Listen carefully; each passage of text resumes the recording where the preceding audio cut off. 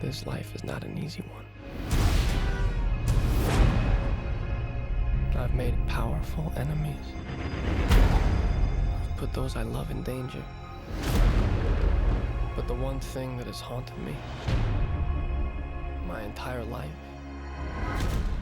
is finding the truth about my parents.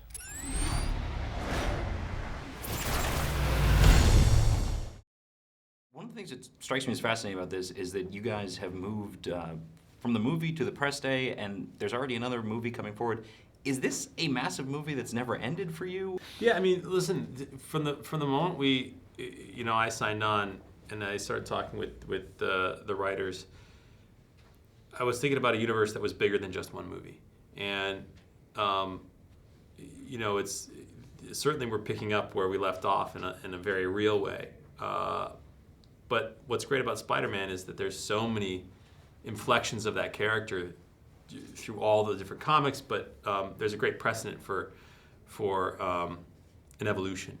Spider-Man never is, he's always becoming. Could you just start off by telling me what exactly do you guys do on the film? I'm one of the animation supervisors on the film. I shared this role with Randy Cook. He was the other animation supervisor. So between Randy and myself, we sort of split and divided and conquered all the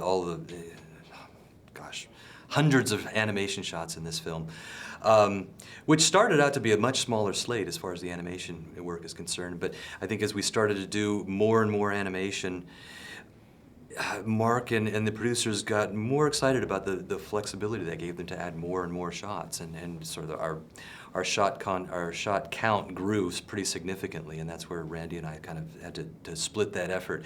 But as far as an animation supervisor, I'm really looking after the performances and making sure that all the performances remain consistent and it all fits within this world, and this world being one that Mark has established as being very physically based, very grounded and very real. How familiar were you as a fan of Spider-Man? Well, it's interesting. I wasn't as familiar when I was younger, and it actually was only after I started.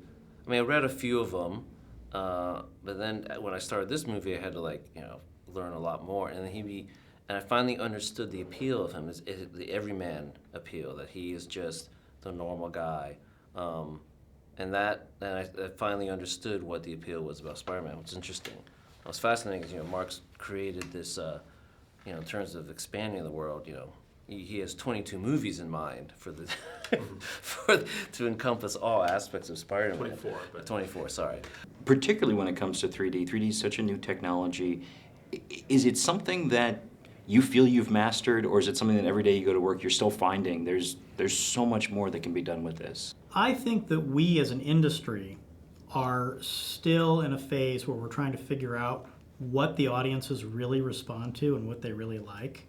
And so the challenge for me every day when I come in is to try and balance what the director is looking for against audience expectations, against what we can do, and at the same time try and keep abreast of what people like and what we can, effectively what can we do to make a superior 3D experience, but at the same time make sure that we are still making good cinema, that we are still driving the story forward, that we're still supporting the story. I think every technician that works on a film, regardless of the field that they work in, they're all there to support the storytelling of the director. And their number one job is to understand, whether it's at a grand level, the story, or whether it's at the smallest level, what the story is, what the individual scene or shot is. They need to think about how what they're doing supports that vision, how it supports that story. And so, to me, that's the challenge, and that's what I really love about my job. In the first movie, I had to redefine. You have to honor some of the iconic elements of the origin story. But I also wanted to redefine the context of it, because I'm building a different universe than what we've seen before.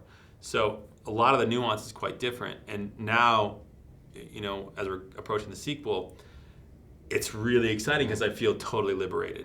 You know what I mean? I have a universe that's my own. I don't have an obligation to the origin story, and it's pretty exciting and it's pretty fun. And I can dig deeper into the parents. And there is certainly the shadow of Sam Raimi, what he was able to accomplish, and the love of those stories, which is great.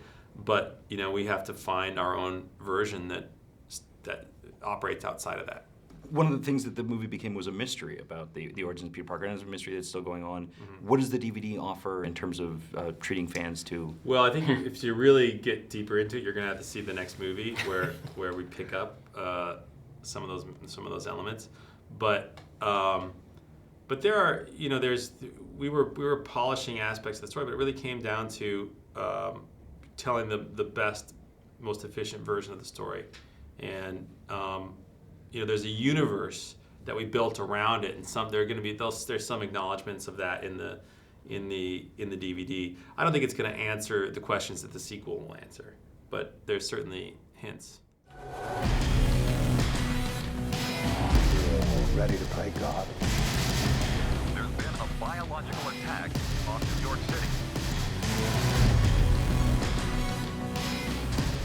Secrets have a cost. Do you think what happened to you, Peter, was an